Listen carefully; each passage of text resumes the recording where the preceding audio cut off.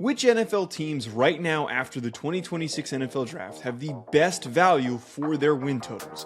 On today's video, I'm going to be breaking down 3 teams that have my attention that did a really great job during free agency and the draft and have set themselves up for success in 2026. These 3 teams, I believe, are going to hit the over on their win totals. Let's dive in. First up with the Carolina Panthers, their win total is set at 7.5 wins at plus 110 odds.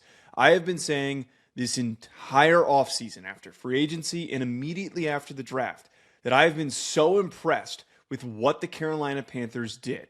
To first talk about the changes that happened this offseason. In free agency, they brought in 2 key players that I think are going to be pivotal for their defense from being young and exciting to really dominant in the NFC South. That being Jalen Phillips, the edge rusher that they added that was with the Philadelphia Eagles and previously with the Miami Dolphins, and Devin Lloyd, a linebacker who came from the Jacksonville Jaguars. I think that with this group where you had some talent at edge, you had Nick Scourton, Princey Umami-Allen, now you have the alpha that you were looking for with Jalen Phillips. He's one of the best edge rushers in the NFL at generating pressures. This group is really underrated. I also thought that their NFL draft class was tremendous. They did everything that they needed to fill various gaps to take their roster over the top. Monroe Freeling was a guy that they needed to draft in the first round to improve their offensive line and more specifically address the concerns of the injury that happened with Ike Ekwonu. I'm a very big fan of them drafting Lee Hunter. I also really liked them drafting Chris Brazzell. This team feels like, as they showed, they reached the playoffs and they went toe-to-toe with the Rams, that they have a lot of potential. Now, it all comes down to, can Bryce Young capably take the step that we're all expecting? He showed in spurts a couple of times last year that he was finally living up to maybe not that first overall pick hype, but being a coveted quarterback prospect. He still had some disastrous moments. And this is the year that is a total, true, prove-it moment for Bryce Young.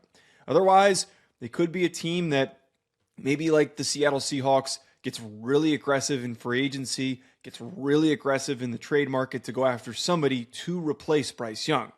That being said, though, the other reason why I really like this win total at over 7.5 wins, it is insane how low this is. Their upcoming schedule, I think, is arguably favorable. It's not the most favorable of the ones that we're going to talk about today, but they're going to be facing the AFC North and the NFC South. Next, I really like the Houston Texans over 9.5 wins at minus 130. Now, the odds on this they're not great. Minus 130, we're not getting plus odds or anything along those lines, but the win total specifically, I feel, is going to hit. First and foremost, playing in the AFC South guarantees them a pretty favorable path forward.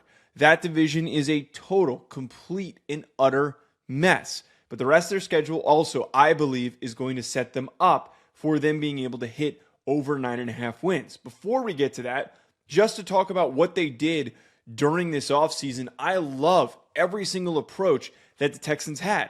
There was one clear major directive, and that was help CJ Stroud protect him more. And the way that they accomplished this is by going and getting a bruising running back in David Montgomery who can take a ton of carries. You've got a dynamic duo with Woody Marks, who's also another weapon for you, who showed some promise last year. But most importantly, this offensive line has been bolstered with veterans as well as some young promising talent. Wyatt Teller, who they brought in, as well as Braden Smith, I think will significantly elevate this group that was atrociously bad over the past couple of seasons. And I'm a fan of the Keelan Rutledge draft selection. While I didn't necessarily have him as someone who would go in the first round, I think that Rutledge is good enough to be a solid starting rookie for this team in 2026. With CJ Stroud being better protected, this team can go extremely far. Winning 10 games is going to seem like a silly number once we see how good this offense can be when CJ Stroud actually has time and he feels confident and he doesn't feel flustered. When he's at his best, CJ Stroud is capable of becoming a top 12, maybe even top 10 quarterback in the NFL. But of course, when he's got pressure bearing down on him, it's just hard for us to expect that he's going to be able to be successful. not to mention the fact that this defense is comically good. This defense was so smotheringly good last year that nobody, whenever you'd watch a Texans game, nobody should expect that their offense was going to have a smooth outing. And I would argue that they got better by drafting Caden McDonald in the second round. That is the type of draft pick that takes an already extremely dominant group and really pushes them over the top. A rookie nose tackle like Caden McDonald can free up Will Anderson and also free up Danielle Hunter. I love what this roster looks like at the current moment. Again, in a really, really weak and underperforming division like the AFC South. In terms of their upcoming opponents, though, they get to face the NFC East, which could theoretically be tough, but there are opportunities going up against the Giants, as well as going up against the Commanders and the Cowboys. Who knows what they're going to look like this season? There's a lot of hope and aspirations that those teams will be better, but I would argue this Texans team looks better than all three of those teams at the current moment. They also face the AFC North, which we already talked about here. There is a lot in flux with the AFC North. I think that this Texans squad has everything that they need in order to hit 10 wins. And lastly, I like the Chicago Bears at over 9.5 wins at plus 100. We've got better odds on this one, and a lot of this has to do with the favorable schedule that they have for this upcoming year. But to just touch on some of the additions and moves that they made in free agency and in the draft, no major big free agent moves that I think take them over the top, but I'm intrigued by Devin Bush stepping in at linebacker for them. Dylan Thieneman was a safety prospect that I loved in this draft, and I think that when you needed a little bit more help on the back end, to add a guy like that that's extremely instinctual, who is really fundamentally sound, is a plus athlete. He ran in the 4.3s. That is the type of move, bringing him into the group, that will go unheralded at first, but we'll be talking about how Dylan Thieneman was such a key piece for Chicago, becoming even more dangerous. There's a reason to buy in overall, though, because Chicago showed once they caught a rhythm that offensively, Caleb Williams is capable of being an elite quarterback. He's got a ton of weapons to work with, and his offensive line, I would argue, can be pretty impactful, and they're able to run the ball really, really well in that Ben Johnson offense. With that being said, though, I mentioned the schedule here.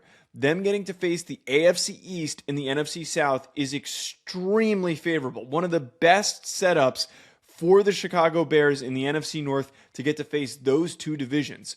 The Bills and the Patriots obviously are great teams, but you get to have the opportunity to play the Jets and the Dolphins. Those are two free wins. And also the NFC South, you have opportunities to beat up on teams that are just trying to figure out their footing with teams like the Bucs, the Falcons, and also the Saints. There are a lot of chances here, I think, for the Chicago Bears to win 10 games and to continue with the momentum that they had last season when they reached the playoffs, and they almost beat the Rams. Do me a favor, comment below which win total are you the most confident in from today's video. Also, like this video and subscribe so you don't miss out on future content.